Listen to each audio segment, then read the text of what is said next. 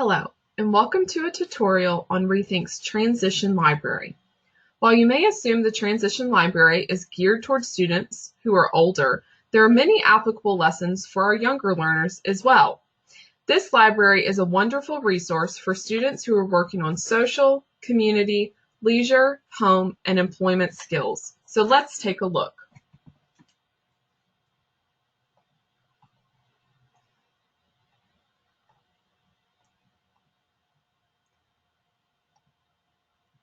This is the Rethink Transition Library. As you'll notice over here on the left, you're just going to click on Transition as the lesson type. And then these are all of the domains that we have. We have community, home, leisure, social, and employment. If we look at some of the community lessons, you'll notice that these are lessons applicable to students when they are out in the community. For example, if you're teaching your students how to eat at a fast food restaurant or a formal restaurant. We also have things like using the restroom and using public transportation. If we look at ordering and eating at a fast food restaurant, if we come here and click on the three dots under Actions and hit Prep, you'll notice you'll get your IEP goal, along with 3 objectives. We then have the lesson plan for how to teach students how to eat at a fast food restaurant with all of the steps that we need. We also have some teaching strategies and some error correction strategies. Additionally, we have lesson materials.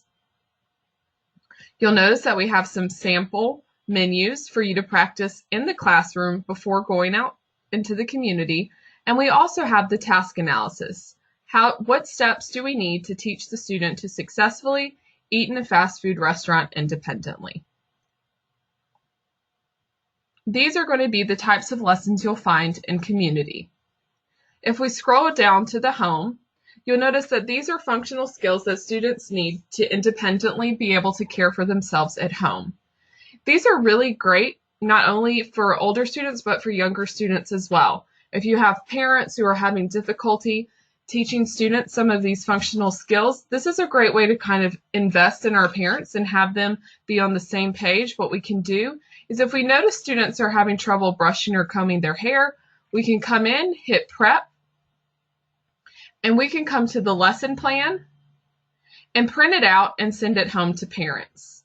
When we do that, we are now having the students be on the same page at home and at school by following the same task analysis.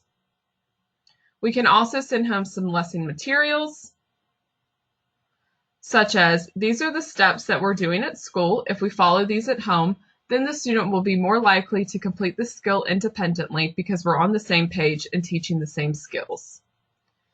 You'll notice that we also have some lessons in here applicable to the whole classroom, such as coughing and sneezing strategy. If you do a lot of cooking in the classroom, we have following a recipe.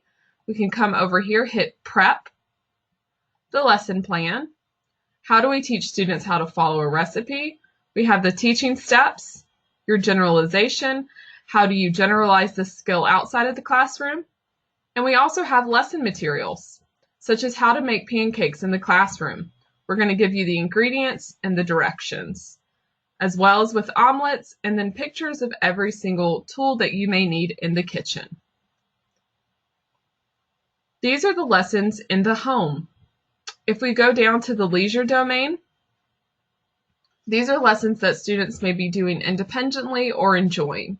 Notice we also have following an exercise video if we wanted to get our adaptive PE coach involved.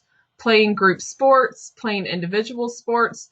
These are great things to consider when we go to recess or when we take them to PE. If we're having trouble maybe getting every student involved, we can come and take a peek at these lessons to learn more about how can we systemize our instruction to get every student participating. If we come down to the transition and social, these are really great social skills that are applicable to students at any age.